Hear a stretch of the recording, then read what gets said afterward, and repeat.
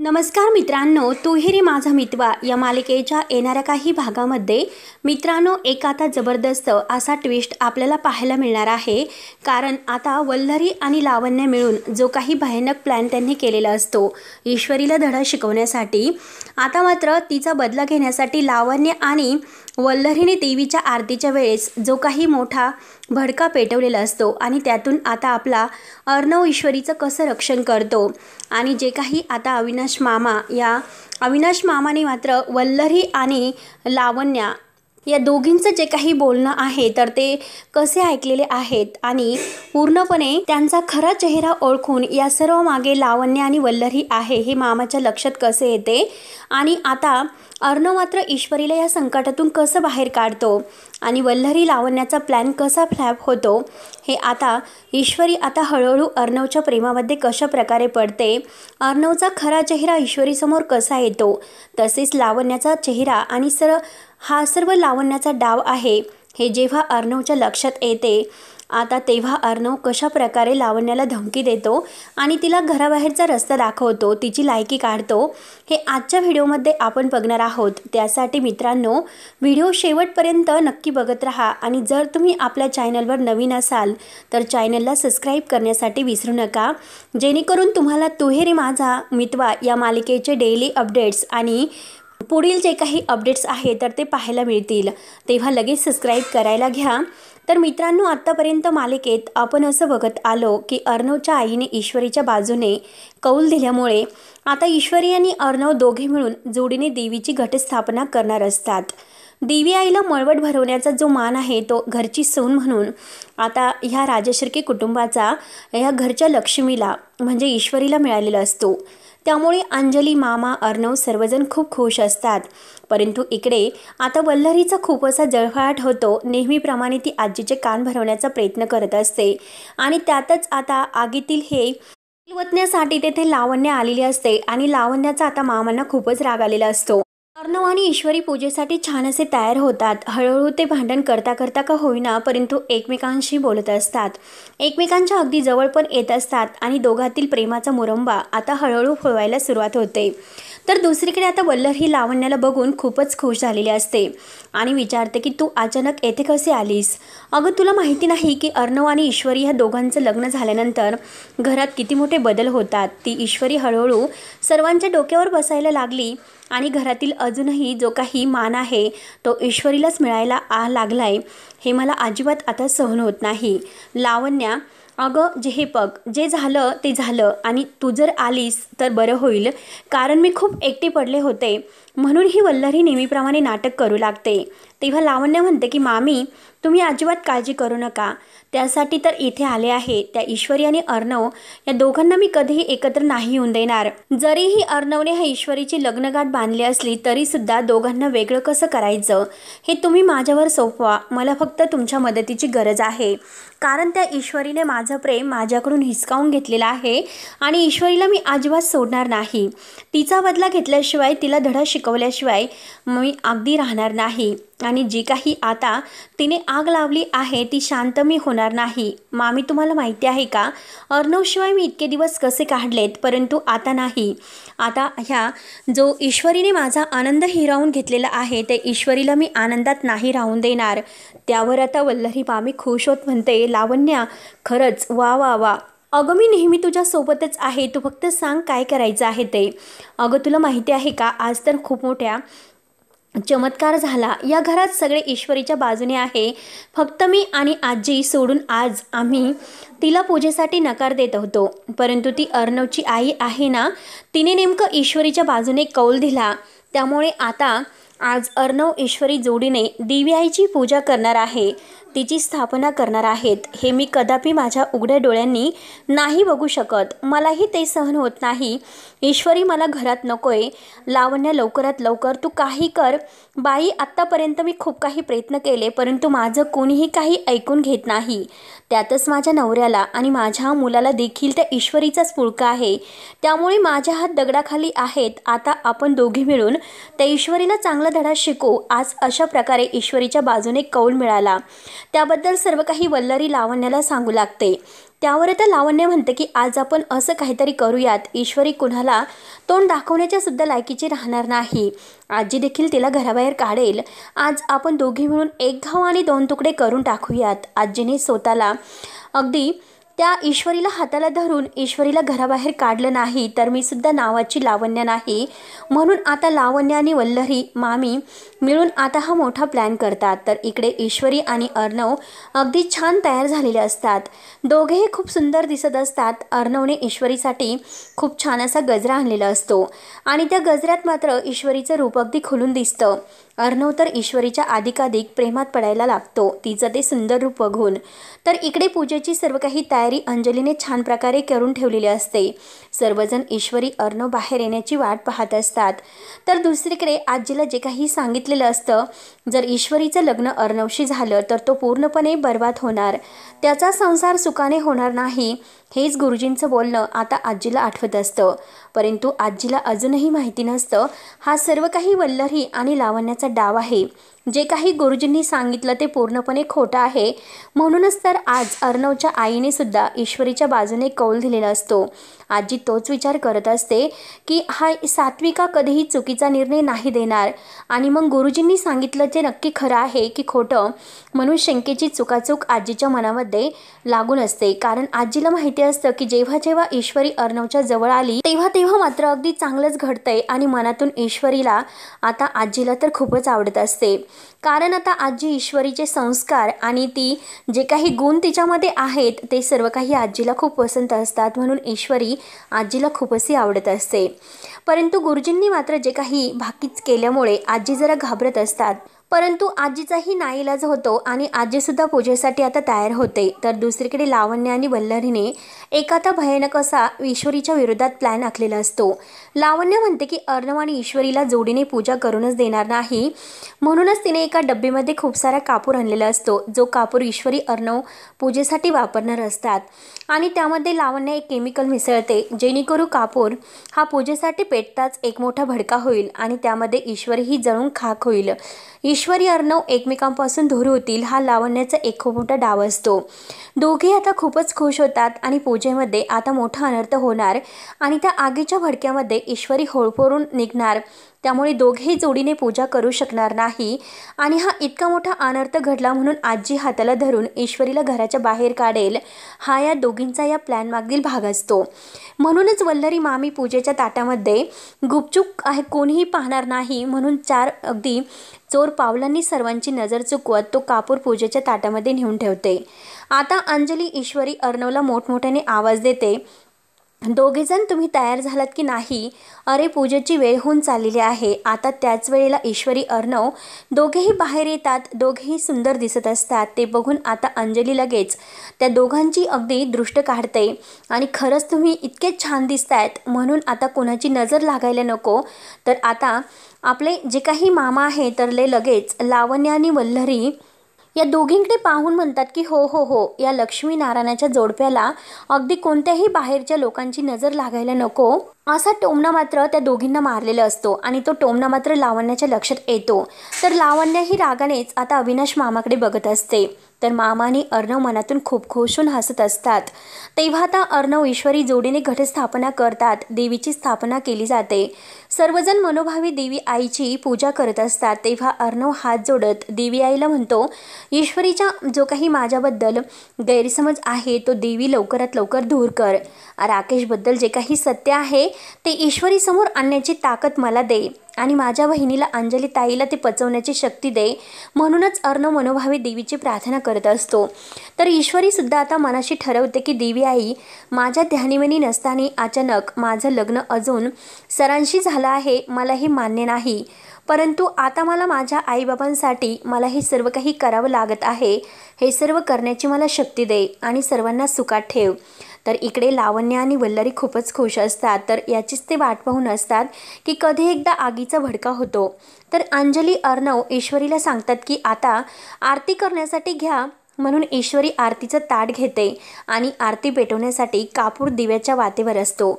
आता अगदी लावण्याने त्यामध्ये एक असं लिक्विड मिक्स केल्यामुळे जेव्हा ईश्वरी तो कापूर पेटवणार तर त्याचा आगीचा भडका होणार असतो।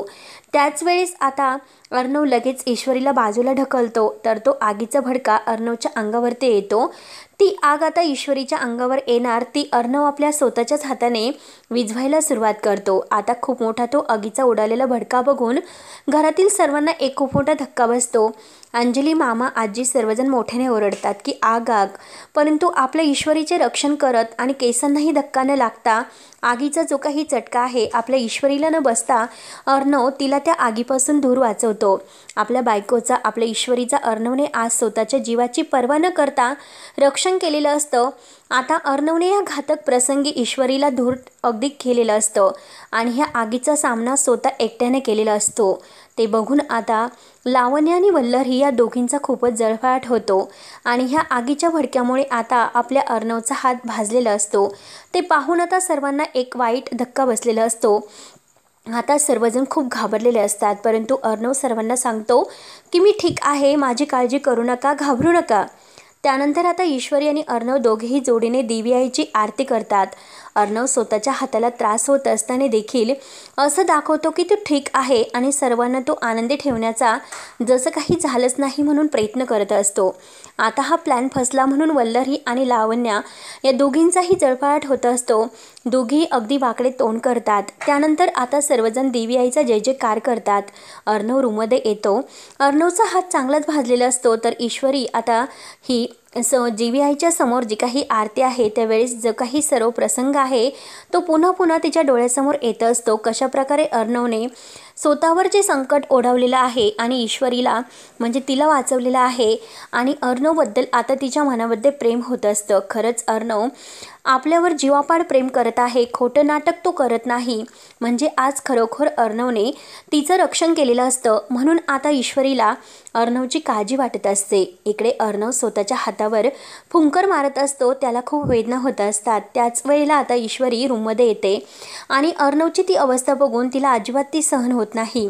आता ईश्वरी लगेच अर्णवच्या जवळ जाते आणि अर्णवच्या हातावर प्रेमाने फुंकर मारते। ईश्वरीने फुंकर मारताच आता अर्णवच्या जे काही वेदना असतात तर त्या पूर्णपणे भाजलेल्या हातावर असतात, चटदिशी त्या गायब होतात। कारण आज पहिल्यांदा ईश्वरीने अर्णवशी अगदी प्रेमाने काळजी घेतलेली असते। त्याच्या हातावरती जी काही फुंकर मारलेली असते ना, अर्णव एकटक ईश्वरीकडे प्रेमाने बघत असतो। ईश्वरी अर्णवच्या हातावरती फुंकर घालत भाजलेल्या तळहातावर ईश्वरी मलम लावत असते। जेव्हा ईश्वरी अर्णवला विचारते की तुम्ही ठीक आहात, तर तुम्हाला खूप त्रास तर होत नाही ना, तर आता आपण डॉक्टरांना बोलवूयात, परंतु अर्णव नकार देतो। अर्णव म्हणतो की हे बघा, तुम्ही माझ्या हाताला मलम लावतात आणि जी काही प्रेमाची फुंकर तुम्ही मारली ना त्यातच मी आता खूप बरा झालेला आहोत। माझ्या जखमेचा अगदी काही मला त्रास होत नाही, मी ठीक आहे ईश्वरी, मिस इंदोर, असं म्हणत तो आता अगदी ईश्वरीकडे रोमांटिक होऊन बघत असतो। तेव्हा आता ईश्वरी विचारते की तुम्हाला आज काही झालं असतं तर अहो खरंच मी काय केलं असतं। तेव्हा अर्णव म्हणतो की हे बघा ईश्वरी, माझं कर्तव्य होतं की तुम्हाला ह्या संकटातून वाचवायचं आणि आज जर तुम्हाला काही झालं असतं तर मी काय केलं असतं। आता जे काही ईश्वरी बोलते तेच अर्णव बोलतो, म्हणून जे काही आता होणार होते ते सर्व मी आपल्या हातावर अगदी स्वतःवर ते संकट ओढून घेतलं, असे जेव्हा तो अर्णव सांगतो तेव्हा ईश्वरीचे डोळे अगदी पाण्याने डबडबलेले असतात। अश्रूंच्या धारा ती अर्णवकडे बघत आता तिच्या डोळ्यातून वाहत असतात। दोघेही आता एकमेकांकडे प्रेमाने पाहत असतात। त्यानंतर आता इकडे मामा विचार करत असतात की आपण इतके वर्ष घरामध्ये कापूर जाळतो, परंतु असा आगीचा भडका कधीही उडाला नाही। मग अचानक कापूर पेटवल्या आगीचा भडका कसा उडवला असेल, म्हणून आता मामांना संशय येतो। लावण्य आणि वल्लरी या दोघींनी मिळून तर हे काम केलं नसेल ना, मला आता लक्ष ठेवायला हवं। वल्लरीवर अगदी डोळे झाकून विश्वास ठेवू शकत नाही आणि त्यातच आता ही लावण्यसुद्धा येथे अगदी आगीत तेल वतायला आलेली आहे, म्हणून नक्कीच या दोघीमध्ये काहीतरी शिजेल, त्यामुळेच हा आगीचा भडका उडाला असावा। कारण ईश्वरी त्या दोघींनाही अजिबात आवडत नाही। त्यानंतर आता इकडे मामा लगेच अर्णवकडे येतो आणि त्याला अगदी या दोघींचा संशय आलेलाच असतो। त्याबद्दल तो अर्णवला सांगतो। अर्णव चिडूनच म्हणतो की अरे जर मामा असे असेल तर मी त्या लावण्याला अजिबात सोडणार नाही आणि माझ्या बायकोला त्रास देण्याचा तिने जर प्रयत्न केला आणि ती लावण्य ह्या थराला जाईल असं मी कधी स्वप्नात सुद्धा विचार केला नव्हता। परंतु सगळ्यात म्हणजे आज तिने जे काही केले त्यात मात्र तिचा जर हात असेल तर मी तिला धडा शिकवल्याशिवाय शांत बसणार नाही। परंतु यासाठी आपल्याकडे काहीतरी पुरावा असला पाहिजे आणि त्या लावण्य आणि मामी ह्या दोघींनी मिळून हे सर्व केलेलं आहे असे मामा सांगतात। आणि हे बघ मी तुला पुरावासुद्धा आणून देतो, तू फक्त स्वतःची काळजी घे असे आता मामा म्हणतात। त्यानंतर आता इकडे लावण्य वल्लरीच्या रूममध्ये असते आणि ती खूपच भडकलेली असते। तेव्हा मात्र आपण त्या ईश्वरीच्या विरोधात जाऊन जे जे काही कारस्थान करतो ते सगळे काही आपलेच असतात आणि आपल्यावरच ते उलटतात, कारण त्यातील एकही डाव सक्सेसफुल होत नाही। आता हे जे काही आहे ते तिच्यावर कुठल्या देवाची कृपा आहे आता ह्या दोघी बोलत असतात आणि ह्या कारस्थानातून ती ईश्वरी मात्र अगदी अलगदपणे निसटते। आज तिच्यामुळे अर्णवच्या हाताला जी इजा झाली परंतु ती ईश्वरी अगदी सेफ आहे म्हणून ही लावण्य अगदी रागाने लालबुंद झालेली असते। तेव्हा आता वल्लरी मामी लावण्याला समजवण्याचा शांत प्रयत्न करत असते। एक डाव फसला म्हणून काय झालं, आपल्याकडे अजूनही खूप काही डाव बाकी आहेत। ईश्वरीला आता आपण कसं सोडायचं नाही त्यासाठी आपण दोघी आजीचे कान भरवायला हवेत, जेणेकरून ईश्वरीला घराबाहेरचा रस्ता आजी दाखवील। तेव्हा आता लावण्य म्हणते की आपण अगदी छान आखला होता तो प्लॅन। त्या कापरामध्ये आपण जे काही केमिकल मिक्स केलं होतं त्यामुळे ईश्वरीचा चेहरा पूर्णपणे होरपळून निघाला असता आणि ती ईश्वरी कुणाला तोंड दाखवण्याच्या सुद्धा लायकीची राहिली नसती। परंतु वेळेवर जेथे तेथे अर्णव आला आणि त्या अर्णवने आग विझवली आणि सगळं काही स्वतःवर घेतलं। ईश्वरीला साधा चटका सुद्धा बसला नाही म्हणूनच लावण्य खूप आता चिडलेली असते। आता मित्रांनो त्याच वेळेस मामा आता दरवाजाजवळ येतो आणि वल्लरी लावण्याचे सर्व काही बोलणे तो ऐकतो। तेव्हा आता मामाचा जो काही संशय असतो तो खरा ठरतो। जे काही आज घडलं त्यामध्ये वल्लरी लावण्य ह्या दोघींचा हात आहे। आता वल्लरी या लावण्याचे जे काही बोलणं असतं ते मामा हुशारीने आपल्या मोबाईलमध्ये रेकॉर्ड करून घेतो, व्हिडिओ शूटिंगसुद्धा करून घेतो आणि आता मामाकडे एक खूप मोठा पुरावा असतो। जे जे काही घडलं ते वल्लरीने आणि लावण्याने घडून आणलं, त्यांच्यामुळेच आज आगीचा भडका या आरतीच्या वेळी उडाला, त्याच्यामुळे आज जे काही अर्णवला इजा झाली असे मामा आता विचार करतात आणि ह्या दोघींना मात्र आता मी धडा शिकवल्याशिवाय राहणार नाही, त्यांच्या पापाची शिक्षा त्यांना मिळायलाच हवी म्हणून मामा लगेच आता अर्णवकडे येऊन येतो। आता इकडे मामा अर्णवला सर्व काही व्हिडिओ आणि कॉल रेकॉर्डिंग्स दाखवतो तर अर्णवच्या तर पायाखालची जमीन सरकते। आता अर्णवची तळपायाची आग मस्तकात जाते। अर्णव आणि मामा ठरवतात की आता हे दोघींना सोडायचं नाही, त्या दोघींचं खरं जे काही आहे ते सर्वांच्या समोर आणायचे। तर आता इकडे ठरवल्याप्रमाणे लावण्य आणि वल्लरी आजीचे कान भरवत असतात की बघा ना आज अर्णव आणि ईश्वरी जोडीने आरती करायला गेले होते, जोडीने पूजा काय केली आणि किती मोठा अनर्थ या घरामध्ये घडला। आता जी काही घरामध्ये आग होती तर ती म्हणजे पेटता पेटता राहिली, त्यामुळे अर्णवला आज इतकं हाताला जखम झाली आणि त्या अर्णवला किती त्रास होत असेल आणि हे जे काही झाले त्या ईश्वरीमुळे।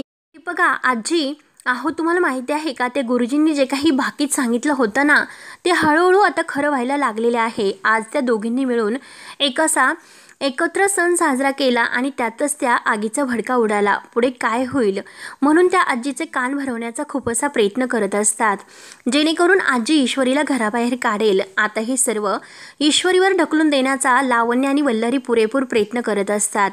तर आता आजी तर खूप घाबरते, आजीला आता खरंच खूप टेन्शन येते आणि त्याच वेळेला अर्णव तेथे येतो आणि बंद करा तुमची ही नाटकं, आजीचे कान भरू नका, आज जे काही झालं त्याला कोण जबाबदार आहे हे मला चांगलंच माहिती आहे, काही झालं ते केवळ तुमच्यामुळे, आज लावण्य आणि तुझ्यामुळे जे काही झालं म्हणून आता अर्णव खूपच लावण्यावर भडकतो।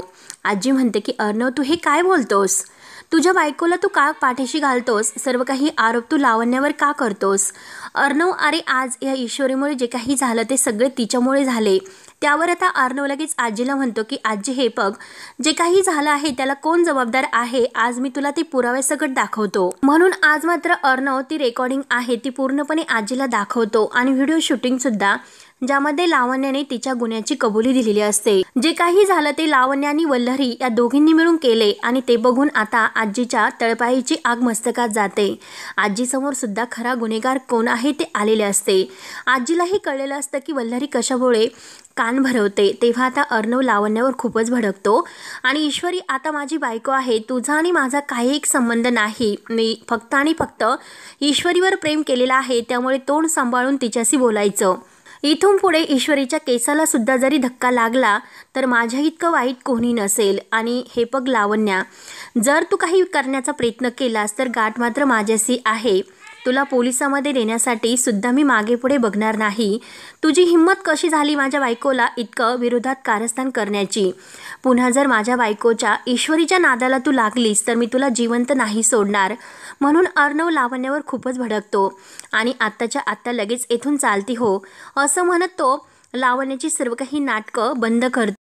आता अर्णव म्हणतो की हे बघ, तू येथे काय करत आहे हे मला चांगलंच माहिती आहे। म्हणूनच अर्णव लावण्याच्या हाताला धरतो आणि तिला कुत्र्यासारखं फरफटत लगेच घराच्या बाहेर नेतो। आता लावण्याला तिच्या पापाची शिक्षा मात्र अर्णवने दिलेली असते। ते बघून आता ईश्वरी आणि मामा खूपच खुश होतात आणि शेवटी लावण्य आणि वल्लरीचा खरा चेहरा आता सगळ्यांच्या समोर येतो आणि आजीसुद्धा वल्लरीची चांगलीच जिरवते।